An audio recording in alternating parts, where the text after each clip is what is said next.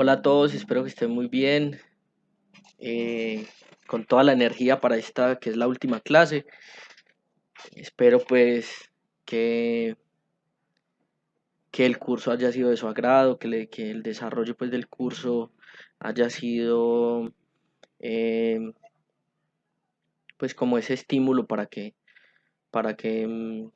siguieran o les interesara un poquito más la genética, que realmente es un universo y que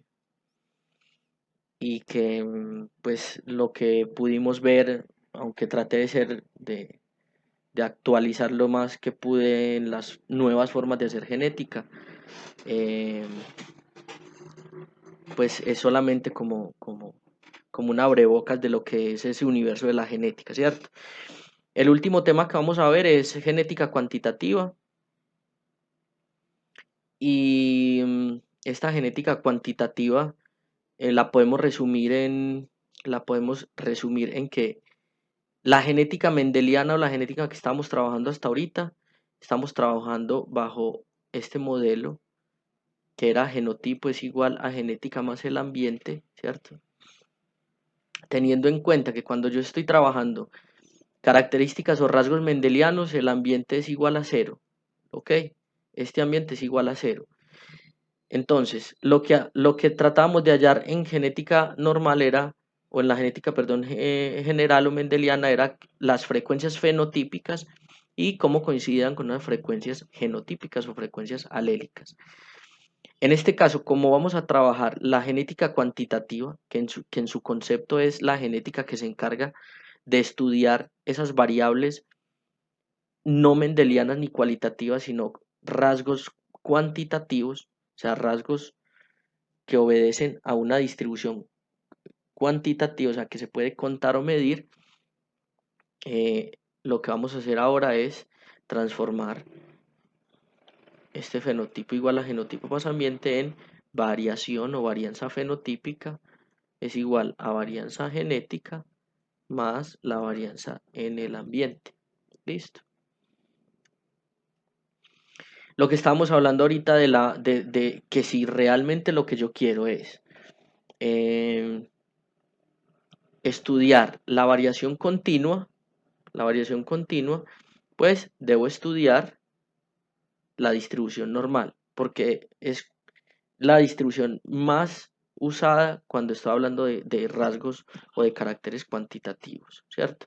Casi se me olvidó decirles una cosita y es que pues la forma de estudiar esta variación fenotípica pues es por medio de estadística y esta varianza genética pues es por medio también de estadística o por medio de nuevas tecnologías como por ejemplo la genómica, etcétera. Ahorita vamos a hablar un poquito de eso. Diferencias entre la genética general o mendeliana o genética de poblaciones, que es lo que veníamos visto hasta ahorita, con la genética cuantitativa. Recuerden que con la genética mendeliana llegamos a estudiar hasta un gen con dos alelos, ¿cierto? Un gen con dos alelos. En la genética cuantitativa voy a estudiar muchos genes, o sea que es poligénica. La herencia cuantitativa es poligénica, o sea, en el número de genes, ¿cierto? Se diferencia. Recuerden que en lo mendeliano llegamos solamente hasta dos genes con dos alelos. Cada uno, perdón, con un par de alelos. Listo. Entonces, una es poligénica, o la otra se llegó a estudiar solamente hasta dos genes, perdón. Entonces, tengo que estudiar esta distribución normal, ¿sí? Tengo que saber cómo se distribuye y cuáles son los parámetros más importantes de esta distribución, que muchos de ustedes pues ya saben que es la esperanza de la distribución normal, es la media o el promedio, que debo estudiar la desviación estándar, el mínimo, el máximo y como tal la variación que es el área bajo la curva. Listo. Acá tenemos un ejemplo para que saltemos de la genética mendeliana o de lo que veníamos viendo con las frecuencias alélicas, saltemos a la parte cuantitativa, ¿sí? Si yo tengo esta variable cuantitativa, bueno, realmente no es una variable cuantitativa, sino que es una variable cuantitativa transformada, porque lo que estoy diciendo acá es que tengo plantas enanas y plantas altas. Si yo llevo eso a un número, o sea que mido la estatura de esas plantas, o mido la altura de esas plantas, perdón, el tamaño de esas plantas, me voy a encontrar con que yo le puedo asignar por ejemplo, este genotipo le puedo asignar a minúscula y a mayúscula mayúscula, ¿cierto? Y tengo que las a minúscula son las más bajitas, pero tiene una distribución de estaturas por acá. Acá está el mínimo de estatura y acá está el máximo, ¿sí?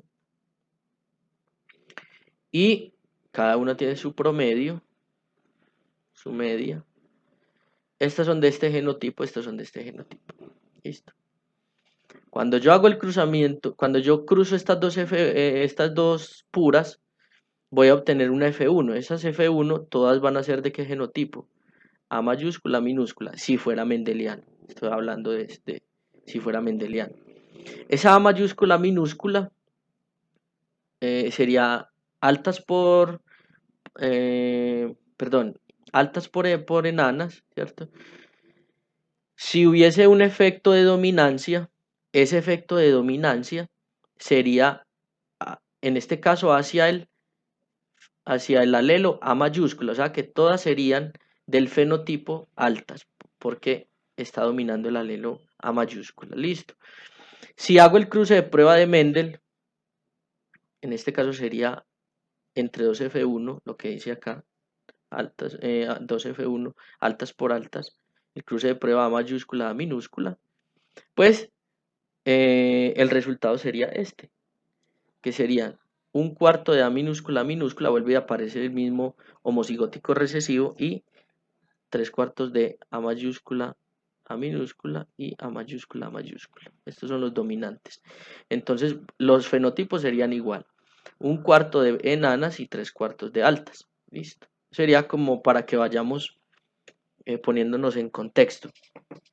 En la parte genotípica, en la parte poligénica, recuerden que estábamos estudiando un gen con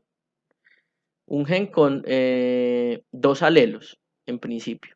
El gen A, que tiene el alelo A1 y A2. En este caso tendríamos 3 genotipos y 3 clases fenotípicas, si estuviéramos midiendo, por ejemplo, algo cuantitativo, ¿sí? En este caso, tendríamos estas clases genotípicas con dos alelos, el gen A y el gen B, cada uno con dos alelos, A1 y A2 y B1 y B2, tendríamos 5 clases fenotípicas. Y a medida que yo voy aumentando 3 pares de genes, 5 pares de genes, 10 pares de genes, van aumentando ¿qué? Va aumentando las clases fenotípicas, o sea, la variación del fenotipo, ¿cierto? Lo que les decía ahora. Si tengo muchos genes, o sea, si es una característica poligénica. Además de eso es cuantitativa, o sea que tengo muchos fenotipos, tengo variación de fenotipos. Y además de eso, tengo la variación del ambiente, ¿sí? Eso lo que se va a comportar como una distribución normal continua. ¿Estamos bien hasta ahí? Les hago un ejemplito pequeñito. Si yo estoy trabajando el color en Mendel, en las características mendelianas, tengo o amarillo o verde, o amarillo o blanco, pues como lo quieran ver. ¿Cuántos fenotipos tengo ahí? Amarillo y blanco, ¿sí? Pero si yo lo que estoy estudiando es una característica como la estatura en humanos, en animales, en plantas, en lo que ustedes quieran, si yo voy y mido ese carácter, no voy a obtener solamente dos clases de fenotipos, amarillo y blanco, no voy a obtener unos que miden 1,40, unos 1,45, 1,60, entonces voy a obtener toda una gama de fenotipos, o sea, toda una distribución de fenotipos. Eso hace otra diferencia entre la genética mendeliana y la genética cuantitativa. Bueno, eso que es bien importante. Lo que trato de explicar o qué trata de explicar realmente la genética cuantitativa, o en respuesta a qué surgió la genética cuantitativa. Primero, ¿qué parte de la variación fenotípica, o sea, qué parte del fenotipo de un carácter cuantitativo se debe a diferencias genéticas entre los individuos y qué parte se debe a diferencias en el ambiente? Esto lo debemos recordar muy bien ahorita porque vamos a ver un parámetro genético, un concepto que se llama heredabilidad. ¿Sí? Y para entender ese concepto debemos entender, o por lo menos este parámetro lo necesitamos para poder descubrir esta ecuación, ¿sí? ¿Cuánto de un rasgo cuantitativo se debe a la diferencia genética que hay entre los individuos o entre la variación genética que hay entre ellos y entre el ambiente que ellos tienen? Lo podría explicar de una forma de una forma un poco simple. Yo tengo dos gemelos univitelinos. Esos dos gemelos univitelinos se supone que tienen la misma genética, ¿cierto? Si yo los mido a los dos, si yo los mido a los dos, muy seguramente no van a medir lo mismo, o sea, es muy poco probable que los dos midan exactamente lo mismo. Entonces uno, por ejemplo, mide 1,70, el otro mide 1,75, ¿sí? Se supone que como tienen la misma genética, esos 5 centímetros de diferencia que hay entre los dos se debe al ambiente que influyó en cada uno de ellos, ¿sí? Uno de pronto tuvo mejor nutrición, otro tuvo, no sé, le gustaba más el básquetbol, lo que sea, ¿sí? Entonces, recordemos mucho esto para más adelantico.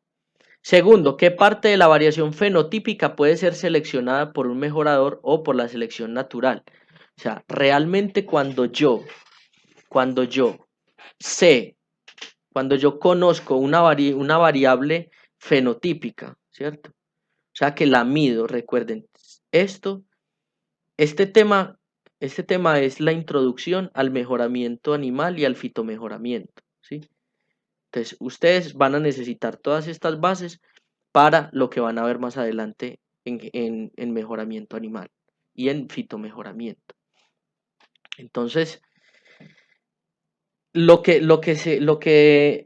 trata de descubrir la genética cuantitativa es, primero, enseñar a la gente cómo se deben tomar datos y cómo a partir de esos datos, porque si yo estoy hablando de algo cuantitativo, lógicamente debo medir y debo conocer los datos de los individuos que yo estoy midiendo y los parámetros de esos datos. Cuando yo conozco esos parámetros, sé a partir de qué estatura, a partir de qué peso, a partir de qué calidad, de qué producción, yo debo seleccionar mis individuos, plantas o animales, o lo que ustedes quieran.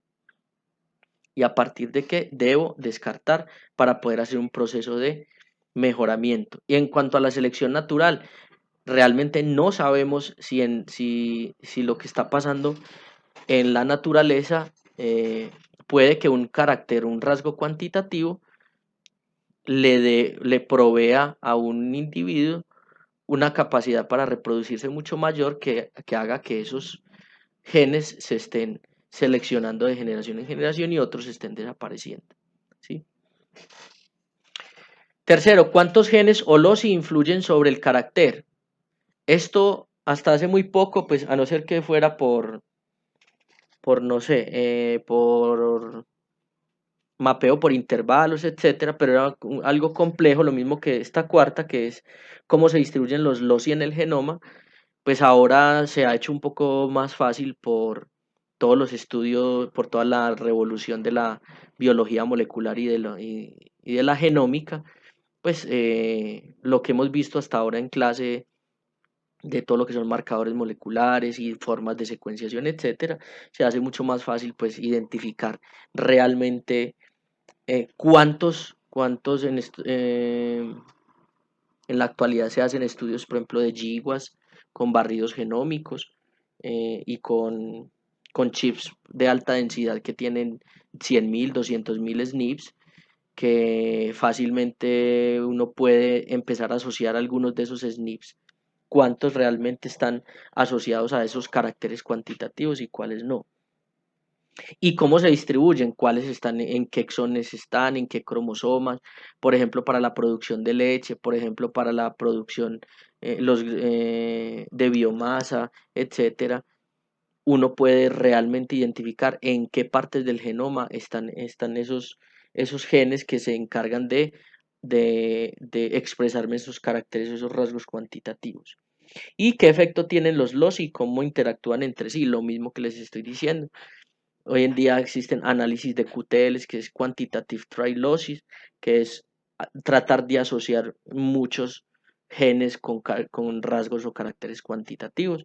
Entonces creo que con la genómica y esto cada vez se va a ir haciendo mucho más común, mucho más barato y pues va a ser mucho más fácil establecer qué genes están encargados de resistencia a algunas enfermedades en plantas animales, en seres humanos, cuáles están encargados de la producción, de mayor productividad, cuáles de mayor calidad, cuáles de, bueno, etcétera, ¿sí? Lo que les decía ahorita, eh, ¿cómo, cómo yo podría solucionar esta primera parte que sería por medio de saber si las diferencias genéticas, ¿cierto? Si esa diferencia entre el fenotipo se debe, o esa variación, lo que se habla ahorita, si esa variación del fenotipo, cuánto se debe a la variación genética y cuánto se debe a la variación ambiental. Esa variación ambiental, lógicamente también debo tener datos, pero la variación genética yo la puedo mirar por medio de semejanza entre parientes, o sea, cuánto comparten realmente genéticamente hablando algunos parientes, eh, y de ahí podría extraer un poco de la variación genética, ¿cierto? Esto pues en mejoramiento ustedes lo van a ver mucho más claro cuando vean todo lo que es modelos mixtos, componentes de varianza y parámetros genéticos, pues van a ver de qué forma y con qué matrices o de forma matricial como con modelos mixtos yo podría extraer de una mejor forma esa varianza genética y si no pues con también me imagino que van a ver todo lo que es selección genómica en fitomejoramiento y en mejoramiento y les van a enseñar cómo extraer esa variación genética a partir de marcadores moleculares y y otra forma pues de estudiar digámoslo así esa selección genética, cómo puede eso intervenirme en un proceso de mejoramiento genético, pues podría ser por medio de la depresión endogámica. Y esa depresión endogámica, pues no es nada más que la pérdida de fitness genético, o sea, de ese potencial que tiene un individuo para reproducirse y para dar continuidad a su herencia, a sus genes, por encima del resto de la población, ¿cierto? De esa misma especie. Entonces, si yo, como aprendimos en otras clases, puedo calcular la endogamia en los coeficientes de consanguinidad, pues podría mirar si eso tiene algún impacto en algunos rasgos o caracteres cuantitativos. Listo, esto que es bien importante, que es el valor fenotípico. Cuando yo estoy hablando de genética cuantitativa, estoy hablando de rasgos cuantitativos, ¿sí? Y estoy hablando de fenotipos que son muy famosos en las ciencias agropecuarias. Entonces, a lo que yo los invito acá es a que dejemos a un lado ese concepto de que el fenotipo en ciencias agropecuarias es solamente la belleza. Entonces, que la flor es muy bonita, que el animal es muy bonito, que la estatura, otro concepto que realmente se ha venido implantando y que yo creo que en ciencias agropecuarias va más allá de eso, es el, ese concepto de de fenotipo y de que el fenotipo es solamente lo que yo puedo ver, la belleza, lo que yo puedo observar, ¿sí? Porque en tal caso, por eso les puse esta foto, este ejemplo, en tal caso aquí les puse todo lo que son subproductos y algunos pues se ven muy bien, muy bonitos, pero no, realmente no sabemos cómo es la calidad. El fenotipo es lo que yo puedo ver y lo que no puedo ver también, es todo lo que yo puedo medir, todo lo que puedo medir. Grados Briggs es fenotipo. la grasa en la leche, la proteína, el marmoreo, la calidad, el contenido de azúcares que hay en una fruta, los componentes del suelo, todo eso es un fenotipo. Todo eso es fenotipo porque yo lo puedo medir. No lo puedo ver, en el caso de la grasa, de los grados Brix no lo puedo ver, pero lo puedo medir. Entonces, hay que variar ese concepto de fenotipo. Fenotipo es todo lo que yo puedo ver, observar y medir. ¿Listo? En este caso teníamos un ejemplo de peso en gramos, es un fenotipo muy común de carácter cuantitativo. Y ojo que lo que les digo, eh, las cosas se pueden ver muy bonitas, se pueden ver muy bien, pero realmente, qué le estoy ofreciendo al consumidor? ¿Qué calidad realmente tienen esos productos? Calidad organoléptica y calidad nutricional, lógicamente. Entonces, lo que les decía ahora, para medir, si estoy diciendo que estoy hablando de variables cuantitativas, ¿cierto? Pues la mayoría de esas variables cuantitativas tienen este tipo de distribución, que es una distribución normal que tiene su mínimo, tiene su máximo, ¿cierto? Y tiene su media o su promedio. Tiene todas estas características, la variación, la varianza, que es el área bajo la curva, etcétera, ¿cierto? Entonces, ¿qué pasa aquí? Que tenemos que tener en cuenta a la hora de medir la variación o la genética cuantitativa, las formas en que se están heredando estos rasgos cuantitativos, pues tenemos que tener en cuenta cómo estimo la media bajo una distribución normal, cómo estimo la varianza bajo una distribución normal. Acuérdense en que ya en genética cuantitativa estamos hablando era de no de fenotipo igual a fenotipo a genotipo más ambiente, sino varianza fenotípica igual a varianza genética más la varianza ambiental. Entonces tenemos que saber estimar la varianza para un conjunto de datos, la media, y a partir de estas, pues todo lo que se deriva de esos dos parámetros bien importantes, que es la desviación estándar, el error estándar, el coeficiente de variación y los intervalos de confianza. Sobre todo estos dos, el error estándar y el intervalo de confianza, es mucho más para estimaciones.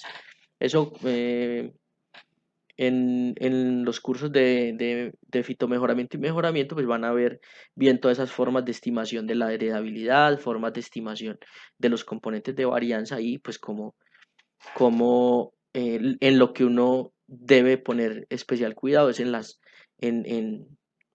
estimaciones, en la confianza que tienen esas estimaciones, ¿sí? Si realmente hizo una buena estimación o no.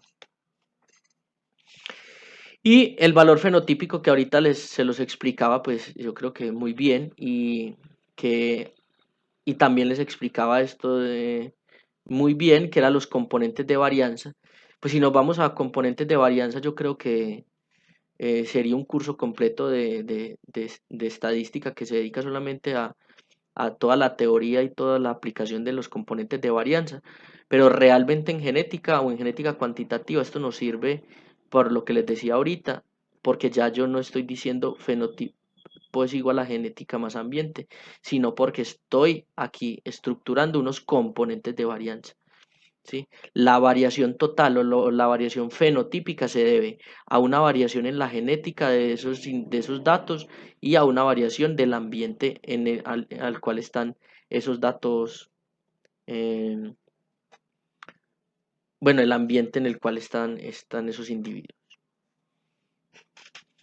A partir de esos componentes de varianza que estábamos hablando aquí, varianza genética es igual a varianza, fenotípica es igual a varianza genética más varianza ambiental, pues salen unos conceptos muy importantes que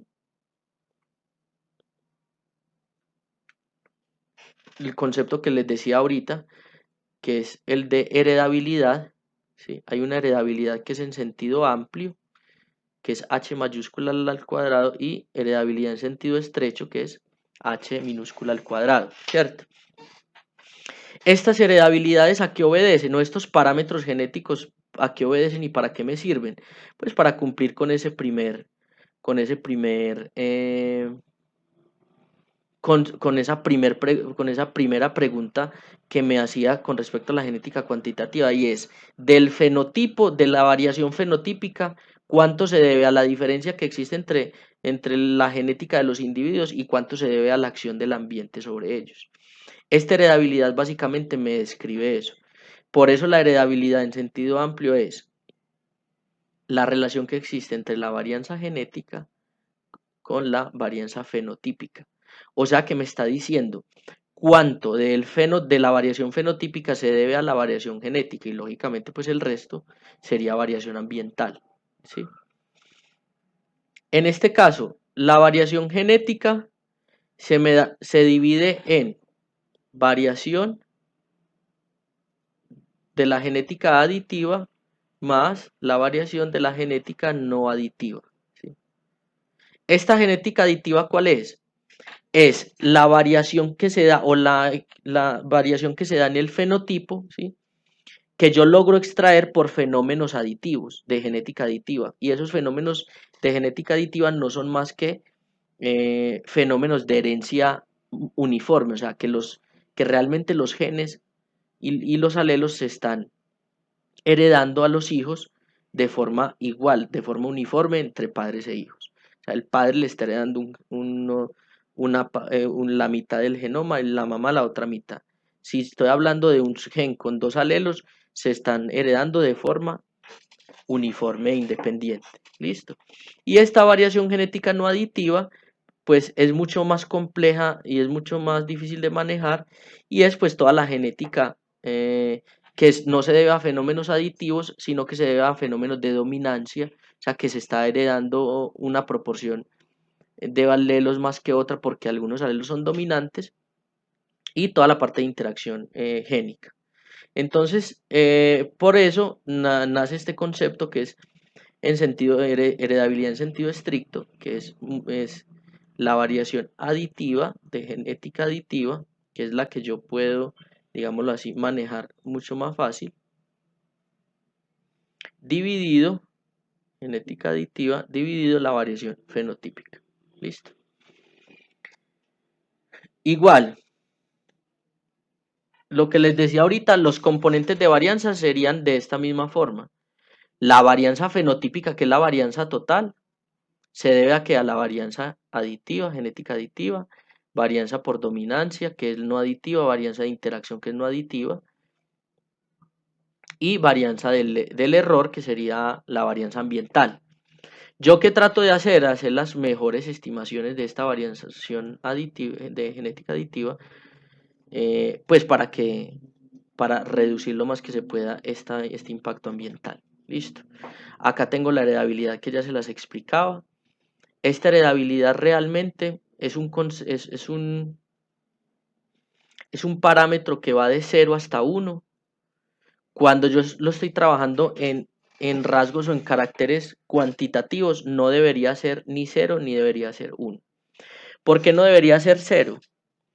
Porque si la heredabilidad fuera igual a 0, ¿sí? Si la heredabilidad fuera igual a 0, esto quiere decir que la varianza genética o la variación genética, lo que se debe a la genética, es igual a 0.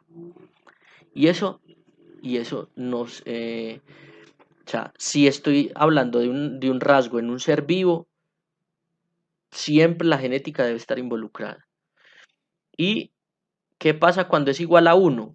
Como la varianza fenotípica es la suma de todas, eso quiere decir que el ambiente y todas estas son igual a 0, ¿sí? La varianza genética aditiva y la fenotípica son iguales, o sea que no hay acción del ambiente. Esto sería igual a 1 si yo estaría analizando rasgos mendelianos, pero ya sabemos que este parámetro genético es poblacional y y se aplica más que todo en rasgos cuantitativos. Entonces va de 0 hasta 1.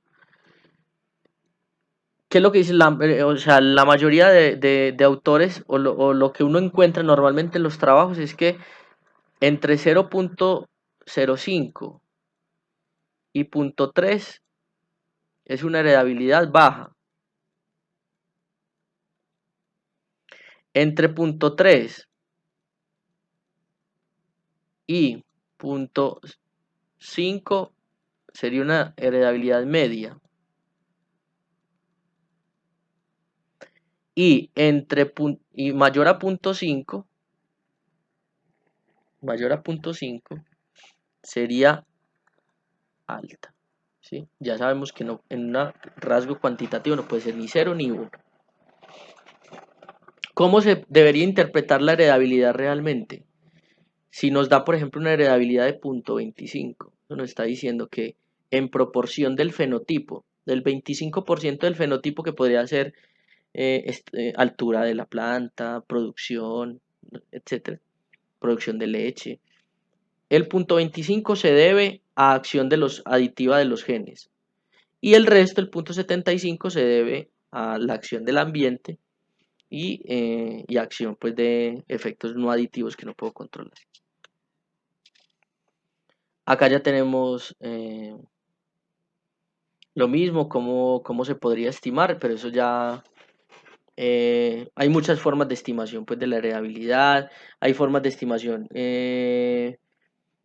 Las primeras formas de estimación fueron por análisis de varianza, por medios hermanos, entonces se puede estimar mirando entre los padres cómo es la variación de un rasgo, un carácter dentro de los padres y entre o las hijas con respecto a los padres, o de los hijos con respecto a los padres, y pues ya posteriormente,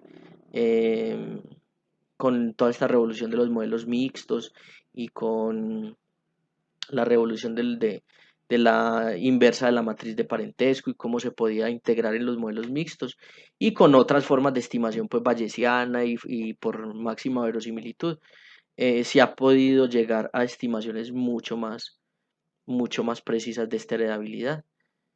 eh, pero eso pues ya es un tema más de mejoramiento.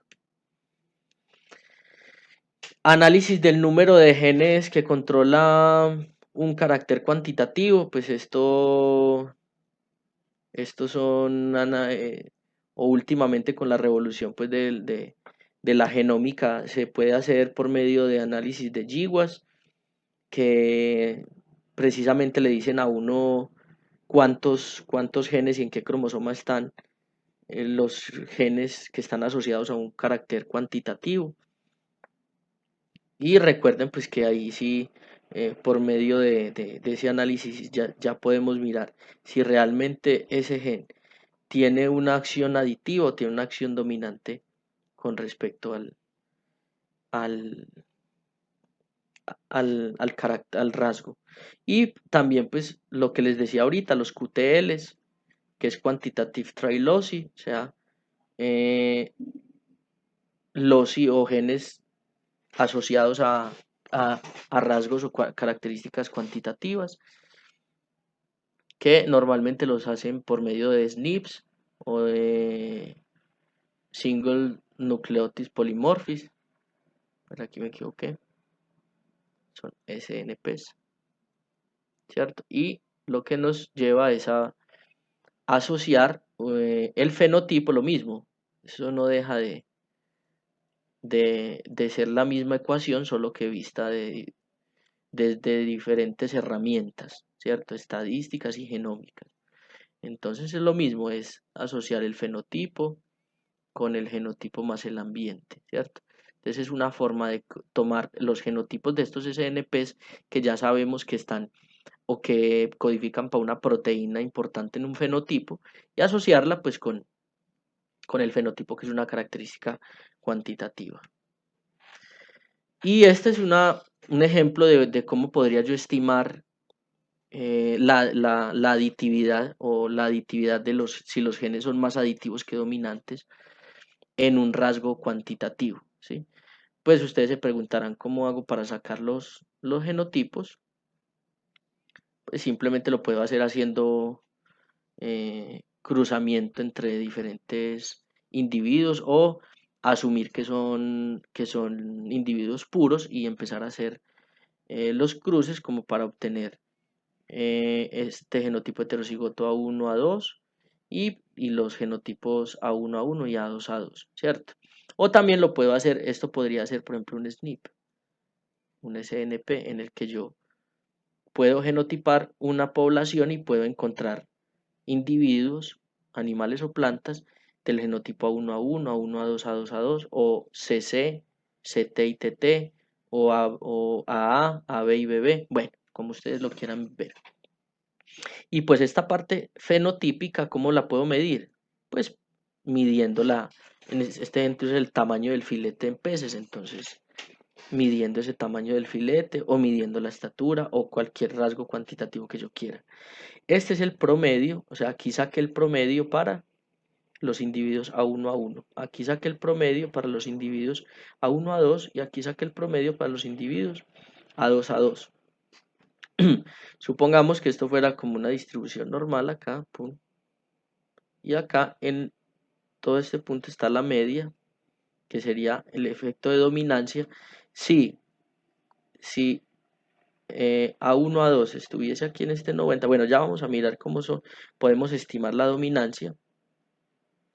Y en este caso, pues lo vamos a hacer por medio de esta fórmula de Falconer y McKay, que nos dice que tomamos el genotipo A, que en este caso es A2A2, menos el promedio del genotipo del otro homocigótico que está en el otro extremo, o sea, A1A1, y lo dividimos entre 2 y eso nos da la aditividad. O sea que tomamos 100, que es este A2A2, menos 80, A1A1, y lo dividimos entre 2, eso nos da 20 centímetros positivo. O sea que en realidad hay un efecto aditivo positivo de 20 centímetros del alelo A2. ¿Y cómo podríamos estimar la dominancia? Pues también por medio de esta fórmula, que nos dice que estimamos el promedio del heterocigoto, que en este caso es 90 menos la suma de los dos homocigóticos, que sería 80 más 100, sería 180, y esto dividido 2, ¿sí? Pues 180 dividido 2 da 90, o sea que sería 90 menos 90 sería igual a 0. La dominancia es igual a 0, o sea que en este caso, en este caso que estamos aquí evaluando, no hay un efecto de dominancia más si hay un efecto aditivo. ¿Listo? Y acá, pues ya vamos a usar esta fórmula, pero ya en este ejemplo de este artículo que se realizó con un SNP, que es el que, el que se encarga de la expresión de la capa caseína, que es una proteína de la leche en cabras y en muchos mamíferos, la mayoría pues en los mamíferos, y mirando pues se genotipificó SSNP, capa caseína, SSNP, se genotiparon los animales para estos tres genotipos. A mayúscula, mayúscula, A mayúscula, B mayúscula y B mayúscula, B mayúscula. ¿Sí? Y acá, pues, lo que nos dice es cómo es el comportamiento durante la lactancia de la producción de leche de esos individuos. Vemos como en los tres rasgos, en las tres características en producción de leche, producción de grasa y producción de proteína en la leche, el genotipo A y el genotipo A heterocigótico AB se comportan de la misma forma y solamente existe una diferencia en la lactancia, ¿sí?, con respecto al genotipo BB. Miren acá la diferencia. El genotipo BB produce menos y estos dos producen casi lo mismo. Ahí nos diría que hay un efecto realmente de dominancia. Un efecto de dominancia del alelo A, ¿cierto?, con respecto al alelo B, porque así aquí esté acompañado del alelo B, tiende a comportarse como el genotipo homocigótico para A. ¿Listo? Bueno, muchachos, esto era como lo que les quería traer para el día de hoy, y decirles realmente que la genética no hace milagros. eh,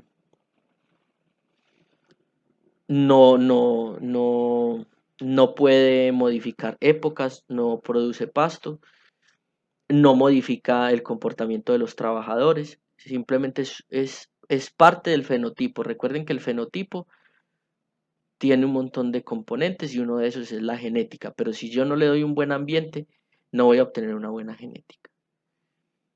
Y en parte es el por qué, el, el por qué eh, estamos ahondando un poquito más en este universo que es la genética, y es preguntarnos el por qué somos diferentes, el por qué unos somos más resistentes, otros somos más susceptibles a enfermedades, porque unos somos de un fenotipo, de un color, de una raza, etcétera. Es empezar a preguntarse el por qué. Y muchas de esas respuestas están en la genética. Aunque vuelvo y les digo, es un universo completo. Lo que vimos en este curso creo que es un asomo solamente de lo que es ese universo de la genética, y yo espero pues que con todos los inconvenientes que se han dado en este semestre, con el encierro, pues, con todo lo que a veces pues no podemos manejar, espero que haya sido un curso muy provechoso para ustedes, que les sirva, pues no sé si algún día quieran ser genetistas o mejoradores o lo que quieran ser, pero que por lo menos les sirva un poquito para la vida, para entender un montón de cosas, para no entender, sino por lo menos preguntarse muchas cosas, y pues darle las gracias por la paciencia y por todo. Espero que estén muy bien y que, y que pues este sea el principio, como lo fue para mí, de, de empezar una pasión que en este momento tengo, y es esa pasión por investigar, por saber, y eso me llevó directamente también a apasionarme mucho por la genética y en parte también por la estadística. Entonces espero haya sido de su agrado el curso, y traté de hacerlo lo más enfocado a lo actual, con nuevas técnicas y como con la genética que se hace hoy en día. Espero que les haya gustado mucho.